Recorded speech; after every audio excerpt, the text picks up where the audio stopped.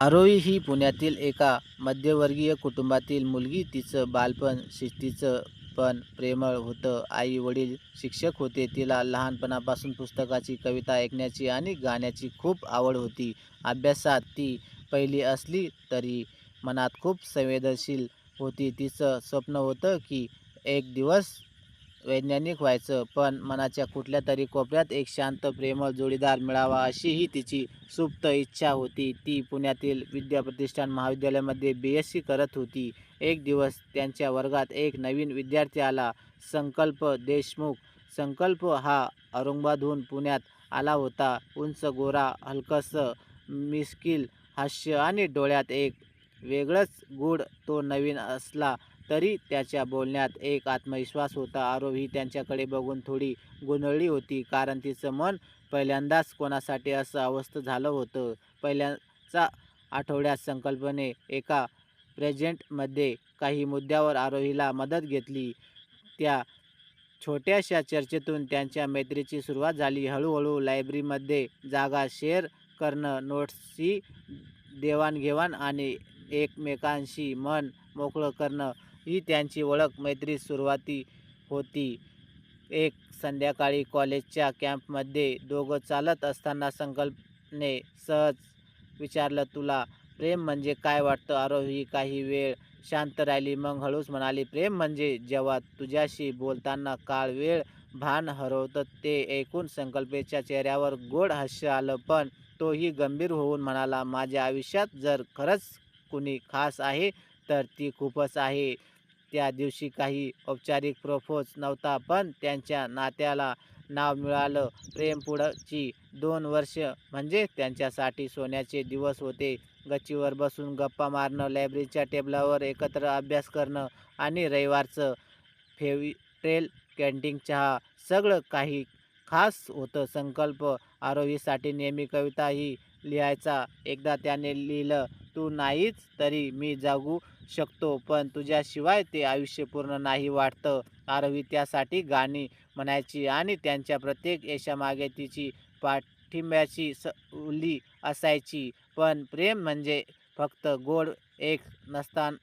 College संपता संकल्पला मुंबई एका मोठ्या IT कंपनीत नोकरी लागली. त्यांच्या कुटुंबाची आर्थिक परिस्थिती थोडी हलकाशी होती, त्यामुळे त्याला लगेच जॉईन व्हावं लागलं. 2 शहर, 2 वेगळी जीवनशैली आणि कमी वेळ, या सगळ्यामुळे त्यांच्या संवादात अंतर येऊ लागलं.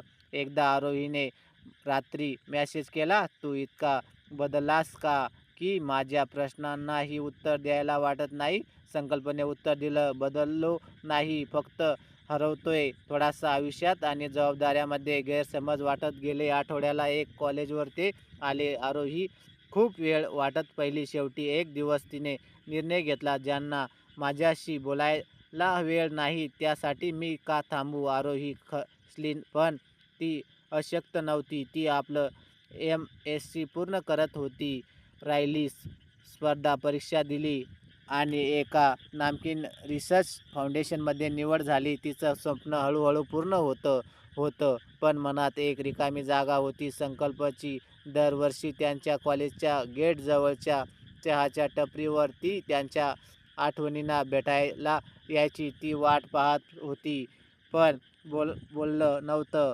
एक दिवस पावसाळ्याची संध्याकाळी होती. आरोही चहाच्या कपासोबत जुन्या डायरीत कविता लिहित बसली होती. मागून एक आवाज आला, अजून तू तेच चहा पिते आणि अजूनही गाणे लिहितेस? आरोही वळून पाहिलं.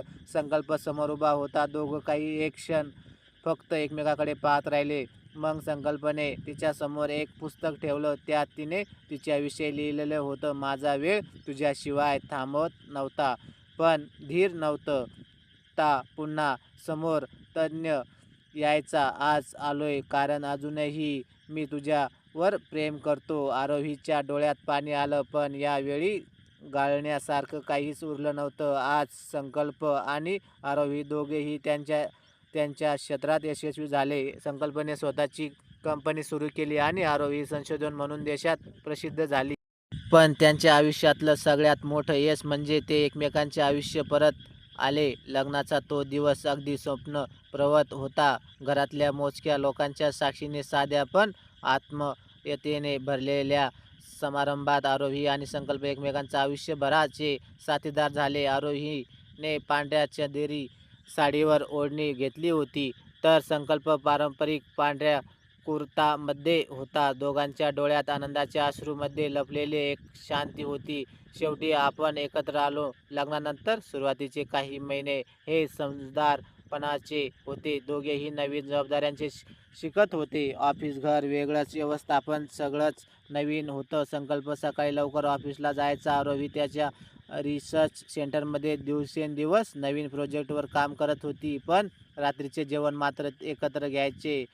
जरी वेळ उशिरा असली तरी त्यांचं एक ठरवलेलं होतं. दिवसभर कितीही व्यस्त असलो तरी रात्री एकत्र बोलायचं. एकदा संकल्प खूप थकलेला होता. आरोहीनं त्याचं आवडतं पुरणपोळी बनवली. तो म्हणाला, हे जेवण नाही, ते तर प्रेम आहे. संसार फक्त गोड क्षणांनी भरलेला नसतो.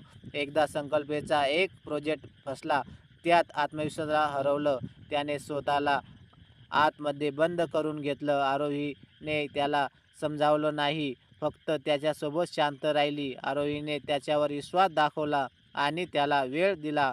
काही आठवड्यात संकल्पने परत उभारी घेतली. तो म्हणाला, तू जर नसतील तर मीच राहिलो नसतो. याच काळात आरोहीच्या रिसर्च प्रोजेक्टमधून एक मोठं यश मिळालं. देश पातळीवर तिचं कौतुक झालं. संकल्पने तिचं अभिनंदन करताना एक छोटी डायरी दिली. या यशामागे तुझी मेहनत आहे, पण तुझ्या चेहऱ्यामागे मी जगतोय, हे माझं यश आहे.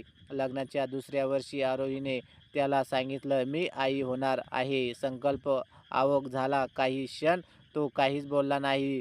मग त्याने तिचा हात धरला, त्याच्या डोळ्यात पाहिलं आणि म्हणाला, माझं आयुष्य आता परिपूर्ण झालं. त्या महिन्यात आरोहीचा सांभाळ संकल्पने मनापासून केला. रात्री उशिरा असो की डॉक्टर तपासणी, तो तिच्या पाठीशी होता. आणि मग एका सकाळी त्यांच्या आयुष्याला एक छोटा परिसाद जन्मलेला. आरुषच्या येण्याने त्यांचं प्रेम अजून गडद झालं. आता ते दोघं फक्त पती-पत्नी नव्हते, तर आई-वडील झाले होते. रात्री उशिरा झोप न लागणं, त्यांचं रडणं, त्यांच्या पहिल्या हसण्यावरच दोघांचं गहिवरून जाणं, प्रत्येक क्षणात एक नवीन आनंद. संकल्प आरुषला कविता म्हणायचा आणि आरोही त्याचं गाणं गाताना झोपायची. त्यांच्या प्रेमात आता एक नवीन सूर होता, पालकत्वाचा. आज आरोही आणि संकल्प एकत्र 8 वर्षे पूर्ण करत आहेत. त्यांनी फक्त प्रेम केलं नाही, तर ते जपलं, पाहिलं आणि घडवलं. त्यांचं घर अजूनही जुन्या चहाच्या टपरीवरच्या आठवणीने सजलेलं आहे. ते अजूनही एकमेकांच्या प्रेमपत्र लिहितात आणि अजूनही एकमेकांच्या डोळ्यात पाहून म्हणतात, तुझ्याशिवाय पूर्ण वाटत नाही शेवट. ही एक नवी सुरुवात. प्रेम म्हणजे एका दिवसाची भावना नाही, ती तर आयुष्यभर चालणारी साथ आहे. आरोही आणि संकल्प याची कथा हेच सिद्ध करते की जेव्हा दोन माणसं एकमेकावर विश्वास ठेवतात, एकमेकांना वेळ देतात आणि सगळ्या सुखावर प्रेम ठेवतात, तेव्हाच खरं अपरिपूर्णतेतलं परिपूर्ण प्रेम निर्माण होतं. तर मैत्रिणींनो आणि मित्रांनो, तुम्हाला कथा कशी वाटली कमेंट बॉक्समध्ये नक्की कळवा. आणि व्हिडिओ आवडला असेल तर व्हिडिओला लाईक आणि शेअर करा. आणि अशाच नवनवीन कथा दररोज न चुकता ऐकण्याकरिता आमच्या चॅनलला सबस्क्राईब नक्कीच करा. धन्यवाद.